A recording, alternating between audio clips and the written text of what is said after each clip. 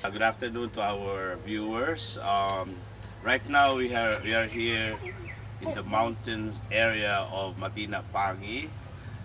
Particularly, this is along Orange Grove Drive at the sanctuary of the Beautiful Heart Foundation. And with me are my two great supporters, Ate Puring or Porfiria Lapitan, and of course on my left is Roldan Cortez.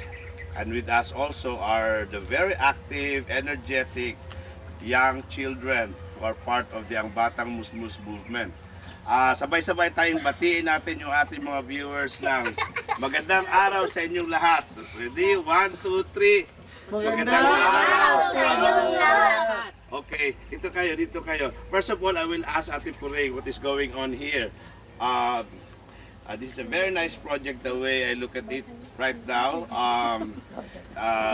What is the initiative? What is the concept behind this project, Ate Puring? Well, Doc, good afternoon.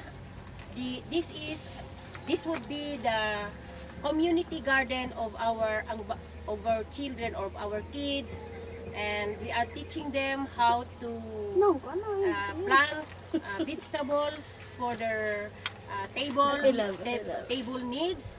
And of course, if there are extra in the fruits of these vegetables, they can make use of this as an income generating for the family, added income to the family. And I understand the same group of kids you've been doing feeding program, right? In the Yes. past couple of months, even like Easter Sunday was the last one. So you are trying to incorporate the program that will enhance a holistic approach to the full development of our children, no? From the point of view of Nag-vlog ko sa nutrition, YouTube, awan ko ni. healthcare, education. Now we are trying to Magawas man yun. inculcate in their minds the value of work Yes. Yes, Doc. through kind of a fun activity, gardening, no? So this is a very good effort on that hopefully our viewers will replicate in their own respective areas, no? Teaching young kids the value of work through a fun activity like gardening. Now, what, hold on. Ate Puring, I think what is good about this project, teaching our kids again to appreciate the fun of vegetable gardening, somehow this will help their families, no? Napapansin ko kasi parang lahat na lang ng mga tao nakadepende sa mga groceries, sa mga palengke para bumili ng gulay, no? Samantalang nung kabataan natin, Ate Puring, lahat ng gulay nasa likod lang ng ating bahay, kumbaga sa paligid lang, ano? Ito ba, do you think we have a direction here in terms of our advocacy and trying to help in our own little way the community here in Davao City and maybe in other parts of the country? Okay, Doc. If we mean direction, ultimately the impact of this very detailed initiative of ours has a big impact in the future of these children, because it will be inculcated in their minds that it is fun to have a vegetable garden at their backyard, and it is outright they can have fresh vegetables for their table when time of cooking. And with this, we can be assured that there are no chemicals that is being sprayed over the fruits of the vegetables. It is free. It is free from pesticides, because they are the ones who is already controlling. And when in terms of livelihood for the family, if there is an extra harvest from the vegetables, they can sell this to their neighbors. So narinig niyo kabataan, ano, yung gamit ng pagga-gardening una-una para may makain. Kung sobra-sobra para may pwedeng ibenta, di ba? paano yung pinagbentahan, pwedeng baunin sa school, di ba? So, Ha? mayroon So, ka na yun. Oh. Nagugustuhan niyo ba yung project natin? Ha? Nagugustuhan niyo yung pagga-garden, kasi ano yung makukuha para maluluto, lutuin, yung pwedeng ibenta, ibibenta. May dagdag na nabaon sa school, di ba? So, tuloy-tuloy ninyo ito, tuturuan kayo ni Kuya Roldan. Magaling to si Kuya Roldan sa gardening, no? Yung paano gagawa ng parang plot, no? Yung later on, may mga plots dyan na puro kamatis, yung iba naman, puro naman petchay, yung isa naman, puro mga alugbate, kamuti tops, no? I-arrange natin yan para maganda tingnan, no? Tapos later, habang nalilinis natin to, meron tayong lalagyan din ng mga parang camping area, no? Sumubok na ba kayo mag-camping? Nakasubok na kayo mag-camping-camping? Sa Boy Scout. Pwede bang gawin natin camping site tong lugar na to? Pwede, no? Kasi mas safe pa nga. Dandyan lang yung bahay ninyo, tapos dito lang tayo mag-camping. No? Tapos sa gabi, may bonfire tayo.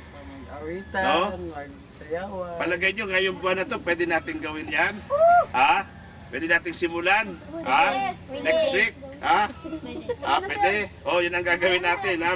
Pag nalinis na natin to, may garden na tayo dyan, may mga ornamental plants, gagawa tayo ng mga parang, kung may ready na tent, lalagay natin yung ready na tent. Yung walang tent, gagawa tayo. Kasi nung araw, nung naalala mo ba, Roldan, sumasali ka ba dyan nung mga sa Boy Scout? Sa Boy Scout sana. Na ang ginagawang tent, talagang kuhan lang, galing sa niyog, di ba? Rapal. Rapa, Yung rapal noon, mga niyog.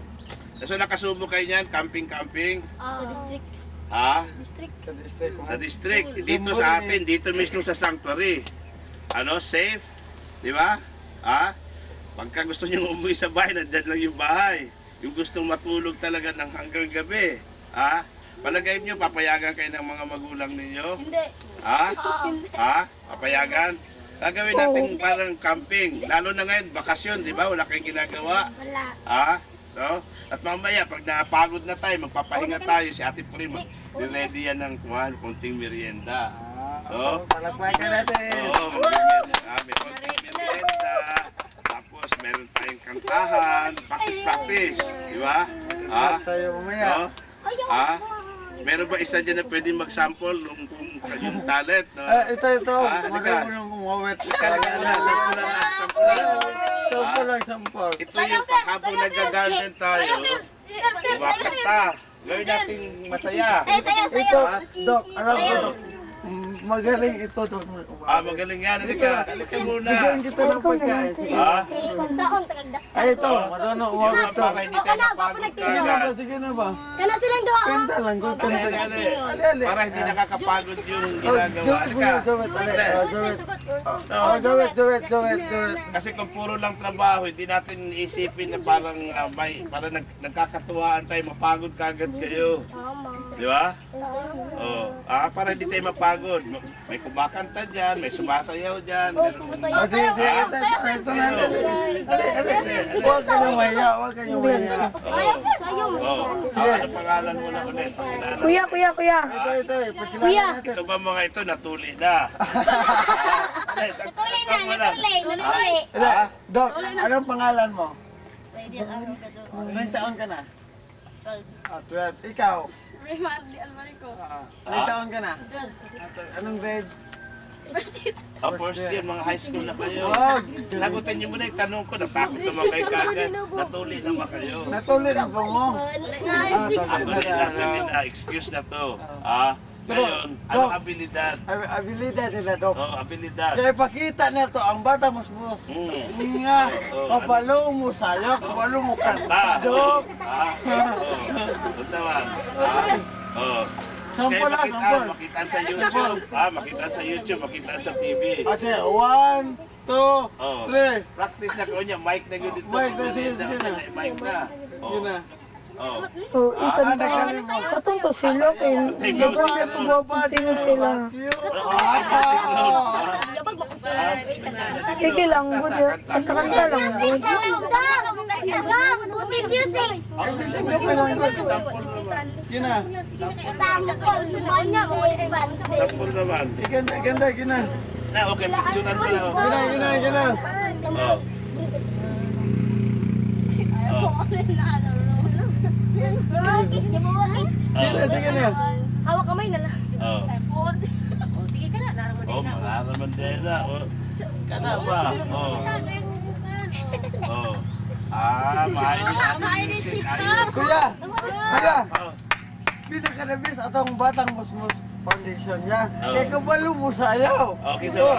Dati sa dua. Ay, kayo. Sa babae, masugod Sa babae, isa daw, sa babae. Wala sample ang Sa babae. babae, sampol. Ay, mauraw man kuya. Ah, wala ba yung sample ang babae? Ah, Sige na, oy. Dili pa magpa